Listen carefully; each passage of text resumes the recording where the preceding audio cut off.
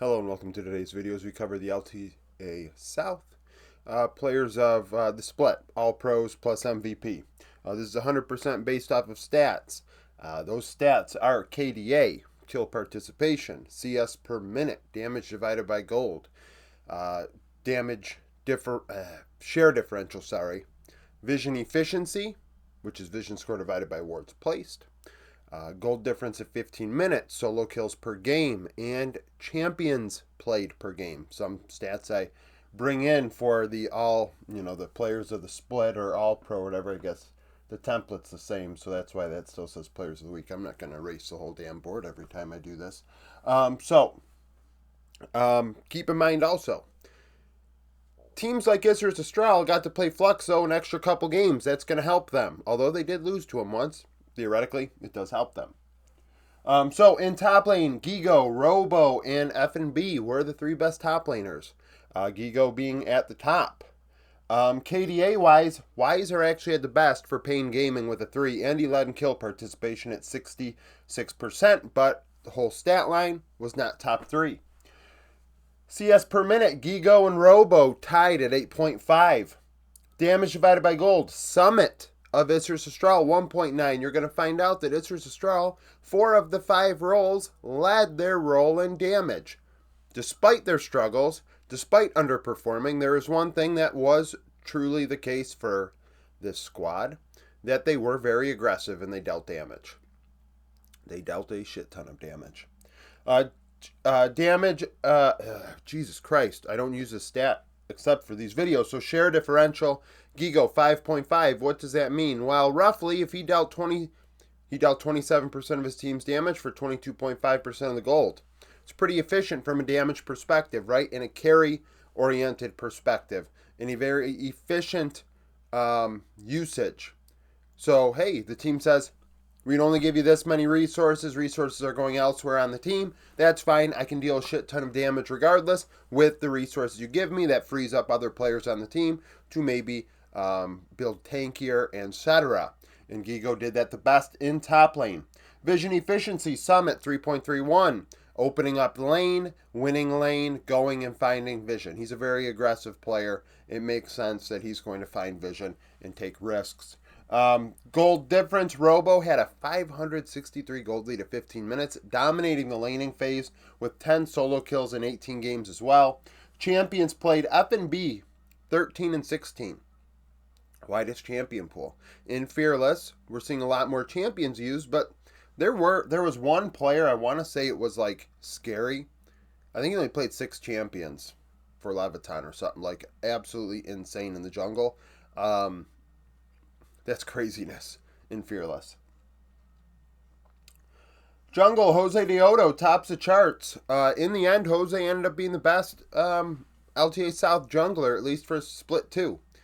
Crazy enough, if you told me after 2 or 3 weeks that this was going to be the case, I'd say you were lying. But Jose ends up being first. Followed by Decimus of Evo Keyed Stars and Tatu of Faria. KDA leader was Decimus 4.3. Kill participation leader Karoka 78% for Pain. You see that Decimus was just 1% behind. Actually, I think Jose and Decimus were tied, but because Jose led in 4 categories, he broke the tiebreaker. CS per minute, Jose 6.9. He also had the most ROI, damage divided by gold, 1.23. Nobody dealt more damage than Jose relative to the gold they received. Share differential, Ganks, negative 2.6. Because Fluxo is not a very good team. They aren't getting a lot of gold. If a player is able to deal a good amount of damage with their gold, like Ganks, he's going to lead in that category. Vision efficiency, Aji, 5.25 for Red. I included him. Obviously, Doom played less games, so Doom was not part of this. What else do we have here? Gold difference, Jose Deodo up 281 and 4 solo kills in 17 games. I mean, it's jungle. What do you mean? It is what it is. Champions played, Aji played 6 and 10. It does help that he only played 10 games, made it easier. Didn't have as many, repeats, if you will. So Jose Decimus Tatu. Tatu didn't lead in any category, but when you take that whole stat line into account, put it against everybody else's, it was top 3. Mid lane, Myru, Romer, and Fu. Myru broke the tiebreaker on this one by being ahead in more categories than Romer. So KDA, Tuts of Faria, 3.8. CS per minute, sorry, actually KP first. Fu, 75%. I want to talk about Fu for a second. Very, very underrated player. Extremely underrated player. Fluxo is one of the worst teams in the world right now. I put them alongside Disguise and Chief Esports Club. Every power rankings, they rank at the bottom. Fu is not a bottom tier player. He is a solid player. Now, he's the type of player that if you're a Red Canids, great example because you're going with domestic mids all the time, that's the type of player that Red Canids should be picking up. Should be asking Fluxo, hey, how much do you want going into summer? From my perspective, instead of going and getting some guy from, streamer land that hasn't played in 3 years, 4 years. Like, what are we doing here? Like, get that kid and see what happens. Like, it's like literally when we're talking about Fluxo, it's like, okay, is Fu going to be able to overcome the team they're against and win this game? No. But maybe, no. Because Fluxo suck. They're terrible. And, it's a bad team. Not very good. But Fu is a good player. 75 KP, most involved mid laner, 3 out of every 4 kills. CS per minute, Tinones, 9. Tinones was tied for last with Mago in the mid lane rankings. He had a terrible spring. Has he hit the wall? We'll see. Damage divided by gold, Myru 1.84 led the roll. Share differential, Romer 5.9. He had the most damage share minus gold share. So like I said with Gigo, 27.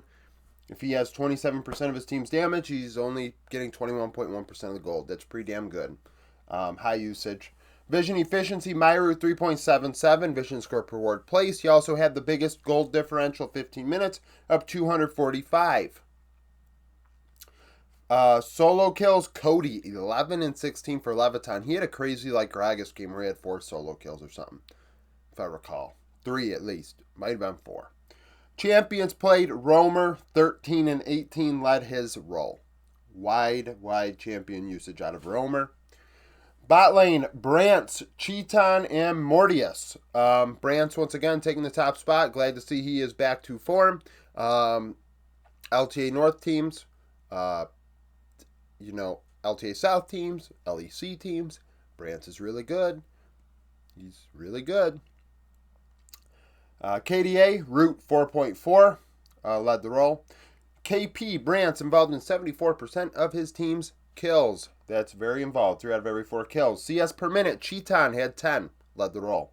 ROI, Brantz, 1.77 damage divided by gold. The only role where Isrus Astral did not lead that category. Share differential, positive 5. So most efficient for himself and his team when it came to dealing damage.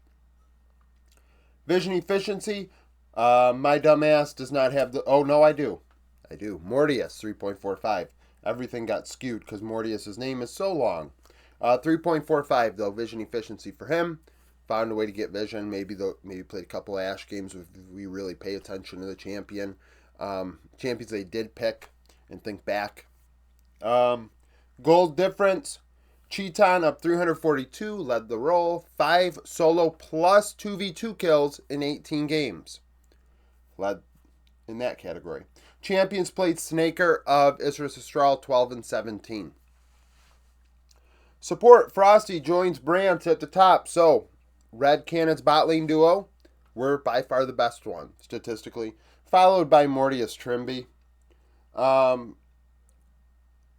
Trimby second. Jojo is third for Faria.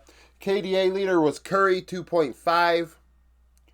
KP, Frosty, 80%. That says Red Cannon's fought around bot side a lot, huh? 80% for the support, 74 for the ADC. I would reckon they fought around the bot side of the rift and made sure they were present. Damage divided by gold, Ackerman 0.97. That's no surprise. Vision efficiency, Trimby 2.13. In the end, Trimby has gotten used to his team, and he is one of the best supports in LTA South. And by the end of the year, I would reckon he will be the best support in LTA South because Trimby is really fucking good. Gold difference, Frosty up 244. You add that to Brands, they were up about 410 gold on average. Get used to that because Senna's becoming meta again. Thankfully, it is not a reverse bot lane where the Senna doesn't farm. So the ADC, it screws up my stats. So far, so good. The Sennas are farming. But if the Sennas decide to stop farming, I'm going to have to start combining the bot lane duos again like I did last year, and that is a pain in the ass. Solo kills and 2v2 kills. Curry, 4 and 18 for Pain Gaming. Champions played Gigs of Fluxo, 11 and 16 for him. So, first team was Gigo, Jose Deodo, Myru, Brantz, Frosty. Second team, Robo, Decimus, Romer, Cheeton, Trimby. Third, F&B, Tatu, Fu, Mortius, and Jojo. Now, lastly, my MVP. It's probably Cheeton. I mean, you try and go for the team that's in first, and then you work from there, okay? Team's in first. Is it dominated? Is the board dominated by Pain Gaming players? No, there are two. Romer, Cheeton. Romer is behind at 15 minutes, 159 gold. Wide champion usage.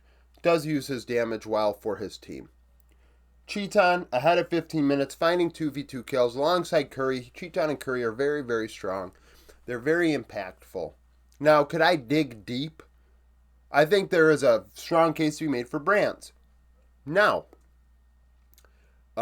when I do this, I completely transparency, I think Brands is really fucking good. As I already said when I just talked about him a couple minutes ago. So, for me, I look at it and I say to myself, Red were screwing around with the mid-jungle duo, all split long, but yet Brantz and Frosty stayed strong in that bot lane. They got that team to playoffs.